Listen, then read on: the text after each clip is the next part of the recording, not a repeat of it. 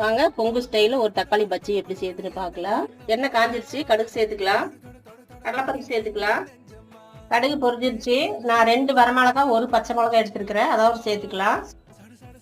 அதோட கருவேப்பிலை சேர்த்துக்கலாம்.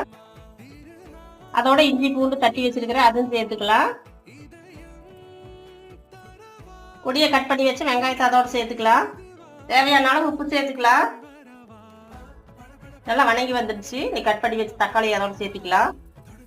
இதோட ஜீரகம் மிளகு பவுடர் பண்ணி வச்சது 1/2 ஸ்பூன் சேர்த்துக்கலாம். இதோட 1 டம்ளர் தண்ணி சேர்த்து மூடி வச்சிடலாம். ஒரு 10 நிமிஷம் வேகட்டும். 10 நிமிஷம் ஆயிடுச்சு, நல்லா வணங்கி வந்துருச்சு. இதோட இப்போ வெந்தயம் பெருங்காயம் பவுடர் பண்ணி வச்சது ஒரு 1/2 ஸ்பூனுக்கு சேர்த்துக்கலாம். மல்லி இலை போட்டு கடைஞ்சிக்கலாம். பருப்பு கடையிற மத்த வச்சு நல்லா மசிச்சு எடுத்துக்கோங்க. தக்காளி பஜ்ஜி ரெடி. ரொம்ப டேஸ்டா இருக்கு, ட்ரை பண்ணி பாருங்க.